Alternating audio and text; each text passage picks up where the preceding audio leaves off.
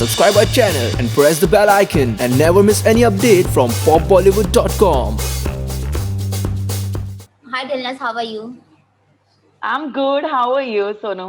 I'm also good. So कैसा रहा lockdown और कैसा रहा पूरा इस लॉकडाउन की जर्नी आपकी?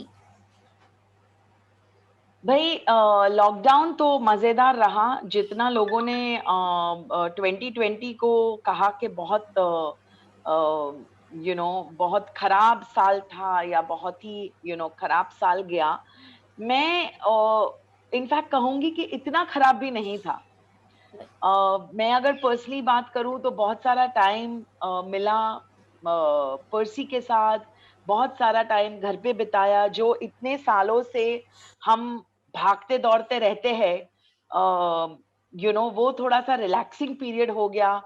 और ऐसा हुआ कि जो जो चीजें जैसी हॉबीज है या जो जो चीजें हमने नहीं एक्सपीरियंस की थी because of the work schedule, वो हमने सब मतलब इतने सारे शोज देखे टीवी पे, इतने सारे ओटीटी प्लेटफॉर्म्स पे शो देखे। इतना सारा टाइम तो नहीं मिलता कभी भी।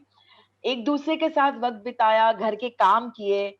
कुछ चीजों में ये एहसास हुआ कि हम कितने ग्रेटफुल है।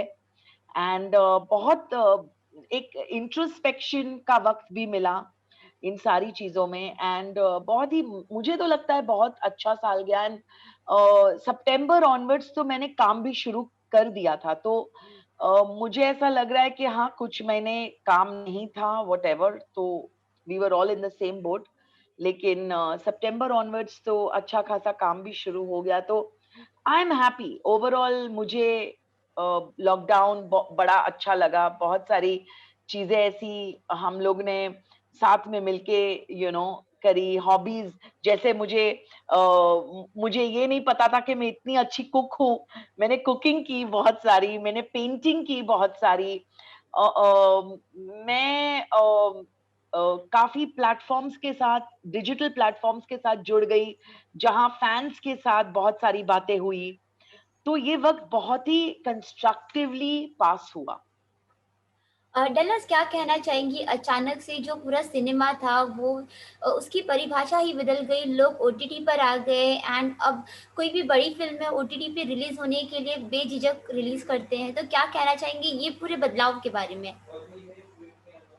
आई थिंक बदलाव तो सही है, बहुत अच्छा है, और वक्त के साथ बदलाव तो होना ही चाहिए। एंड आप देखिए ना कि ओटीटी प्लेटफॉर्म पे कितना कुछ देखने को मिला इस वक्त में, वरना लोग करते क्या। मतलब एक जरिया बन गया for entertainment. And I think जितना जितना बड़ा हम एक जमाने में कहते थे ना कि TV is as big as the big screen now, because the TV artists are also recognized in a certain way. I feel the same thing is with the OTT platforms. I think it's a very big move. It's a very big change, and it's a very positive change. And I think uh, there are so many people who are working on the OTT platform. It's a very very positive change for sure. दरअसल हमने देखा था कि lockdown से पहले कुछ जो shootings होती थी अलग तरीके से होती थी, बट इस बार जो जिस तरीके से मतलब लॉकडाउन के बाद में जब आपने शूटिंग शुरू किया तो कैसा माहौल मिला एंड किस तरीके से प्रिकॉशंस लिया गया सेट पर? देखिए, अगर मैं मेरी बात करूं तो मैं तो पानी से लेके एक चम्मच तक भी मैं घर से लेके गई थी। और मैं यही कहूंगी कि यही होना चाहिए। अगर आप अपनी खुद की सेफ्टी रखते हो ना, तो आपको दूसरे पे डिपेंड करने की कोई जरूरत ही नहीं है। सो आई फील के ऑफ कोर्स लॉकडाउन से पहले एक बहुत रिलैक्स्ड वे में हम लोग सेट पे जाते थे। ये ऐसी बीमारी आ गई और ये ऐसे पैंडेमिक में अगर लोगों को काम करना है, जैसे मैं जब छोटी सरदारनी के सेट पे गई, तो ये मेरी रिस्पॉन्सिबिलिटी बनती है। मुझे किसी और से एक्सपेक्ट नहीं करना है कि यार मेरा रूम सैनिटाइज कर दो, या वो तो करेंगे ही अपने हिसाब से। ऑब्वियसली जितना जितना प्रोड्यूसर्स प्रोवाइड कर सकते हैं वो सेफ्टी प्रोवाइड करेंगे, लेकिन आपको भी अपने सेफ्टी प्रिकॉशंस लेने हैं। जैसे मैं जाती थी, पूरा पहले मेरी सीट, मेरा जो मेकअप का सामान है, वो जो रखने की चीजें है, मैं पूरा सैनिटाइज करती थी। और जैसे मैंने कहा, पानी के बॉटल से लेके, चम्मच से लेके, मैं सब घर से लेके गई थी। तो basically I was so well prepared. जैसे पहुंचते ही रूम सैनिटाइज किया, उसके बाद काम शुरू किया। थोड़ा, हाँ, थोड़ा वक्त लगता था, आधा घंटा पहले जाना पड़ता था, लेकिन मैं करती थी वो। एंड करना बहुत जरूरी है, क्योंकि अगर आपको काम करना है इस माहौल में, और मैं तो बोलूंगी ये आई थिंक पता नहीं कब ये खत्म होने वाला है, किसी को पता नहीं है। ये सेकंड फेज भी आया है, तो मार्च अप्रैल तक अगर ये बात जाने वाली है, और आपको काम करना तो है, आप काम के बिना तो नहीं रह सकते हो ना। आप सबको काम करना है, तो आपके प्रिकॉशंस आपको खुद लेने हैं। एंड सेट पे भी मैं देखती थी कि मैं मास्क पहनूं, और मेकअप होने पे मैं मास्क निकालती थी। And I would make sure कि मेरे आजू बाजू के जो लोग हैं, जो टेक्निकल क्रू है, वो मास्क पहने रखे। एक्टर्स को ऑब्वियसली दिक्कत होती है मेकअप हेयर के बाद, लेकिन जो बाकी के लोग हैं, वो तो मास्क पहने, ग्लव्स पहने, ये सारी चीजें थोड़ा अवेयरनेस रखना जरूरी है। अपने आप में, अपने सराउंडिंग्स में थोड़ा अवेयरनेस रखना बहुत जरूरी है। सो इन सारी चीजों को इम्पोर्टेंस देते हुए काम किया मैंने। So and I think that should be the way people should continue working. Dulles, आपकी बात करते हैं तो हमने देखा है कि आप हमेशा ज़्यादा करके आपको उस तरीके के जो कॉमेडी जॉनर के लोग जो जोन के होते हैं वही सारे रोल्स ऑफर होते हैं एंड और तो आप किस में कंफर्टेबल हैं एंड आपको क्या लगता है कि इसकी रीज़न क्या हो सकता है?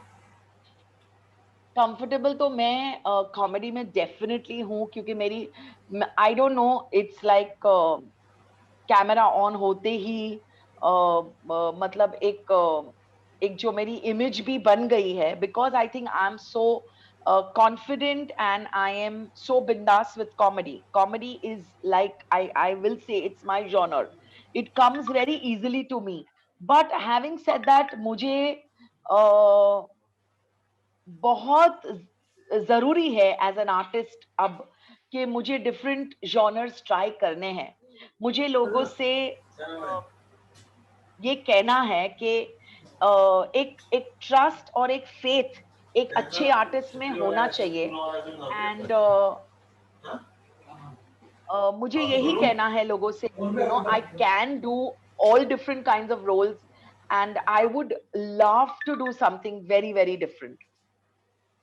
डल्लस, कॉमेडी छोड़ के ऐसा कौन सा जॉनर आप करना चाहेंगी जिसमें आपको लगता है कि ये करना आपके लिए बहुत ज़्यादा इंटरेस्टिंग होगा?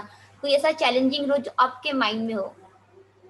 आई थिंक पहली चीज तो मैं एक young mother on big screen, मतलब मुझे मुझे ये बहुत बहुत टाइम से मैं सोच रही हूँ कि इतनी प्यारी प्यारी ये यंग लड़कियां आई हैं, उनकी माँ बनना स्क्रीन पे बहुत बढ़िया लगेगा। And I think a young mother, a modern mother, का जो किरदार होगा वो बहुत ही अच्छा रहेगा। जैसे अनन्या पांडे है, सारा अली खान है, तारा सुतरिया है, and they are such talented, beautiful looking kids and actresses, and उनकी माँ बन के आना, it would be such an honor. So पहली चीज तो मैं ये करना चाहूंगी, अगर बिग स्क्रीन पे आना चाहूँ तो definitely as a mom, to one of the young heroes or the heroines. And of course, अगर स्मॉल स्क्रीन की बात करें तो, और या whatever OTT प्लेटफॉर्म की बात करें, तो anything like a negative, I would love to do a negative.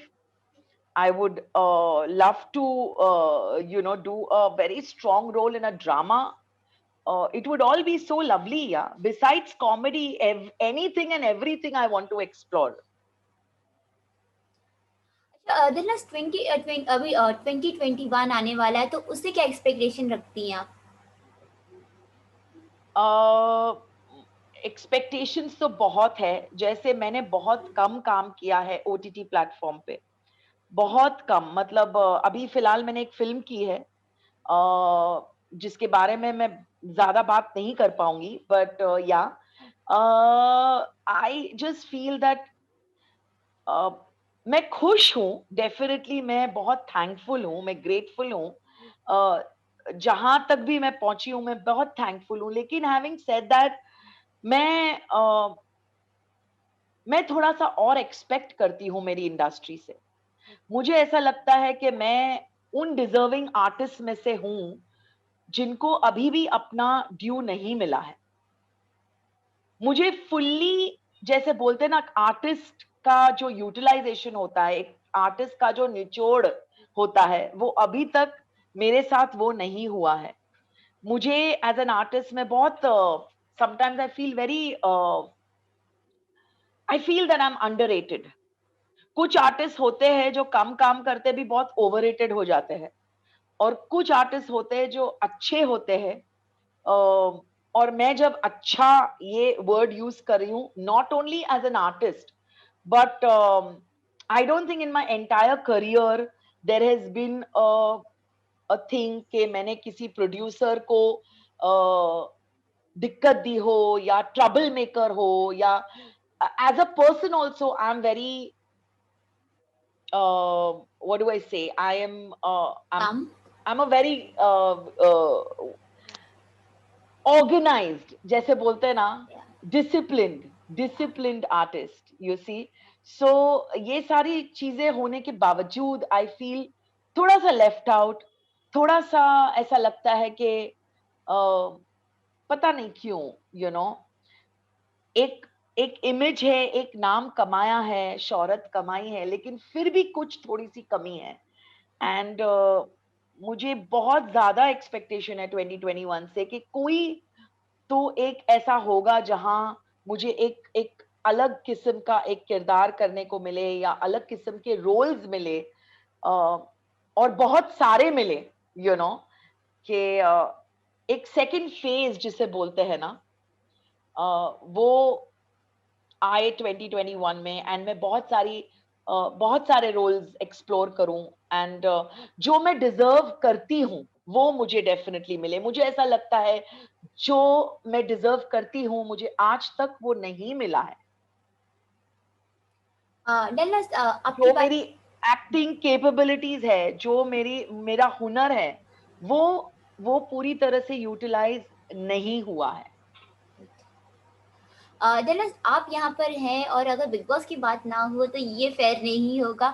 तो इस बार कितना फॉलो कर रही हैं आप बिग बॉस?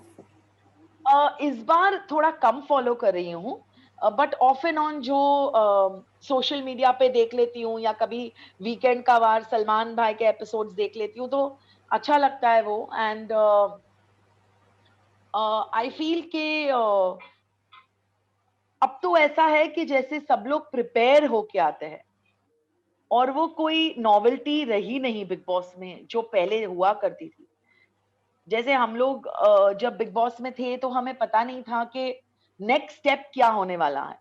आज ऐसा लगता है कि हर एक कॉन्टेस्टेंट को पता है कि नेक्स्ट क्या मूव होने वाला है, बिग बॉस क्या करने वाले हैं, पहले से ही जैसे उनको पता है, पहले से ही बहुत प्रिपेयर्ड होके आते हैं, कैरेक्टर चुन के आते हैं कि मैं ये करूंगी, या मैं ये करूंगा, या मैं अगर रोमांस करूंगा तो मैं लंबा चलूंगा, या मैं अगर गाली गलौज बहुत सारी करूंगा तो मैं लंबा चलूंगा, या मैं किसी किसी के मुंह तक आके गाली दूंगा तो मैं बहुत इम्प्रेसिव लगूंगा। ये सारी चीजें जो एक सॉर्ट ऑफ अ परसेप्शन बन गया है कि ये सारी चीजें करो तो आप लंबे जाओगे, आप लंबे टिकोगे। और थोड़ा सा it looks stretched, looks uh, it looks forced, it doesn't look natural। जो एक ऑर्गेनिक वे में होना चाहिए वो नहीं लगता, बिकॉज इतने प्रिपेयर्ड, इतने सालों से लोग देखते आ रहे हैं, इसीलिए थोड़ा सा ऐसा लगता है कभी कभी। आप मतलब मैं तो इतना फॉलो नहीं कर रही हूँ ये साल, लेकिन जितना भी मैंने 3-4 साल फॉलो किया है, मुझे ऐसा लग रहा है। अच्छा डलस, पूछना चाहेंगे कि इस सीजन में आपको कौन ऐसा लगता है कि जो विनर बन सकता है, जिसमें विनर क्वालिटी है? मुझे तो बहुत सारे स्ट्रॉन्ग लोग इसमें लगते हैं। रुबीना है, इजाज है,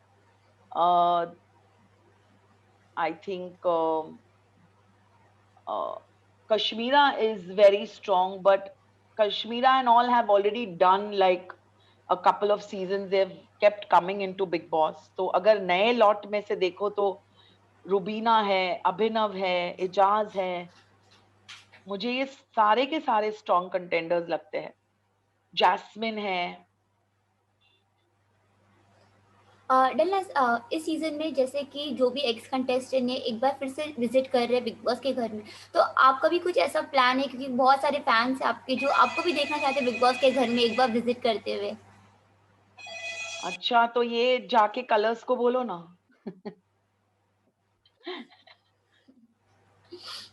डलस जो भी इस बार घर में कंटेस्टेंट है उसमें से आप किनको मतलब किसी को पर्सनली जानती हैं या फिर किसी को पर्सनली आप सपोर्ट कर रही हैं? नहीं, मैं किसी को भी पर्सनली सपोर्ट, बिकॉज ये साल मैंने देखा ही नहीं है इतना, जैसे मैं बोल रही हूँ, जस्ट कुछ एपिसोड्स देखे, दैट्स इट।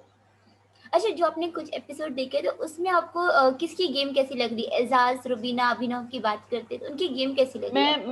मैंने इतना ध्यान दे के देखा ही नहीं है, तो मैं कुछ बोल नहीं सकती इस बारे में। अच्छा, डलस आपको क्या लगता है ये जो इस बार जो सीजन चल रहा है, तो जैसे एक्स कंटेस्टेंट को भेजा गया है न्यू कंटेस्टेंट के साथ में प्ले करने के लिए, तो कहीं ना कहीं ये न्यू कंटेस्टेंट के लिए आपको लगता है कि अनफेयर होगा? Of course, of course,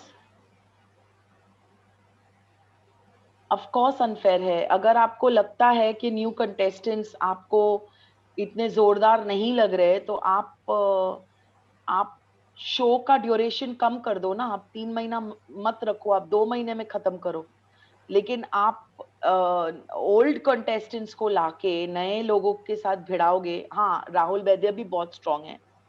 sorry, मैं एक नाम भूल गई। राहुल वैद्य भी मुझे काफी हद तक पसंद है, स्ट्रांग है contender. But I am just saying कि ये तो बड़ा अनफेयर होता है ना। हम्म। एक डांस कॉन्टेस्ट में अगर सारे नए डांसर्स हो और आप एक प्रोफेशनल को डाल दो उसमें, तो वो अनफेयर रहता है ना। कोई भी कॉन्टेस्ट में, कोई भी ऐसे प्लेटफॉर्म में आपको आपको ने, हाँ, अगर वो सिर्फ एक एडवाइस देने आ रहे हैं या एक दिन के लिए एक स्पेशल अपीयरेंस करने आ रहे हैं, सबको एक जनरल एक व्यू पॉइंट देने आ रहे हैं, एक्स कंटेंडर्स की बात कर रही हूं मैं, एक्स कंटेस्टेंट्स की बात कर रही हूँ, अगर वो सिर्फ कुछ वक्त के लिए आ रहे तो वो ठीक है। लेकिन अगर वो वीक ऑन वीक रहने वाले हैं, कॉम्पीट करने वाले हैं, तो वो थोड़ा सा अनफेयर हो जाता है। और ये इसलिए भी हमें लग रहा है कि ये जितने भी लोग आए हैं, जैसे राखी है, कश्मीरा है, they all have a very very strong personality, and that's why they are here, probably to just bring back the frenzy or the eyeballs or whatever. तो यही बोल रही हूँ, अगर आपको नए लोगों में दम नहीं लग रहा है, कि वो दमदार नहीं है, तो फटाफट गेम को खत्म करो। डलनास, ये पूछना चाहूंगी कि ऐसा हमने हर सीजन में देखा है जहाँ पे कंटेस्टेंट घर की छत पे चढ़ जाते हैं थे घर छोड़ने के लिए, पर बिग बॉस फिर भी उन्हें नहीं जाने देते थे, लेकिन इस बार राहुल वैद्य के लिए उन्होंने सीधा गेट खोल दिया, उन्हें जाने के लिए, निकलने के लिए उन्हें ऑफर दिया गया। तो आपको लगता है कहीं ना कहीं ये फेयर था और या फिर अनफेयर था आपके हिसाब से? मैंने वो एपिसोड नहीं देखा बच्चा, तो I can't say anything, I have not seen the episodes. But I don't no. एक तो पहली चीज, आप लोग आते हो खुशी खुशी आओ, जब आपका जाना होता है तब जाओ। क्यों ये गेट तोड़ के जाना है और गेट लांग के जाना है और घर छोड़ना है, फिर आपको बुलाएंगे वापस, फिर ये नाटक एवरी एवरी ईयर ये नाटक चलते रहते। आपको दिल के अंदर पता है कि आपको दोबारा वापस अंदर बुलाएंगे, ये तो आप जानते हो, क्योंकि आप एक स्ट्रॉन्ग कंटेंडर हो। लेकिन आप फिर भी ये सब, मुझे ये समझ में ही नहीं आता लोगों का। ये मैं राहुल के लिए नहीं बोल रही हूँ, मैं हर साल ये होता है, हर साल लोग गेट तोड़ने की कोशिश करते हैं, गेट पे चढ़ जाते हैं, रूफ पे चढ़ जाते हैं। मुझे समझ में नहीं आता, तो फिर आप आते क्यों हो भाई? बिग बॉस गेम ही ऐसा है कि आपको आपकी स्ट्रेंथ, आपकी परसिवियरेंस, आपका डेडिकेशन, आपका जो आपकी जो पर्सनालिटी है, जो नेचर है, वो ही आपको दिखाना है। आपकी पेशेंस को टेस्ट करने वाला ये गेम है। आप उसे किसी वे में भी लो। आप शांत चुपचाप बन के अपना पेशेंस दिखाओ या चिल्लम चिल्ली करके दिखाओ, आप जैसे भी दिखाना चाहते हो, आपको पेशेंस रखना पड़ेगा। एंड उसमें घर छोड़ने की बात पता नहीं कहां से आती है। अच्छा, ये जिस तरीके से कविता एंड अभिनव के बीच में जो झगड़ा था, उनका पर्सनल झगड़ा, इस तरीके के वीकेंड के बार पर रखा गया था। उन्होंने कहा था कविता के हस्बैंड ने कि वो उनको मैसेज करते थे। वो सारी मुद्दे वहाँ उठना सही बात है या फिर गलत है? और आपके हिसाब से पूरा मुद्दा किस तरीके से आपने लिया है? I don't know what you are talking about. Actually I didn't see that episode and like I have not seen. मैं कविता के एपिसोड्स मैंने देखे ही नहीं है, तो मुझे मुझे इतना अंदाजा नहीं है जो आप बोल रहे हो। So I only know that she's a very strong person. She is got her own set views, her opinions, and I know her personally, so I can say that she's a very strong woman. तो मैंने वैसे episodes बहुत ज्यादा देखे नहीं है, जब कविता थी तब, तो मैं नहीं इस पे कुछ भी बोल सकती। लास्टली टेनिस फैंस से क्या कहना चाहेंगी? बिग बॉस के फैंस या जनरली? आपके फैंस को। बस यही कहना चाहूंगी कि ऑलवेज रिमेन पॉजिटिव एंड 2021 को जस्ट एक बहुत ही पॉजिटिव वे में इस साल को अपनाइए एंड वेलकम कीजिए and just keep living your life very positively. Be safe and have a rocking 2021. Thank you टेनिस, thank you for talking with us. Thank you. Bye bye bye. Bye.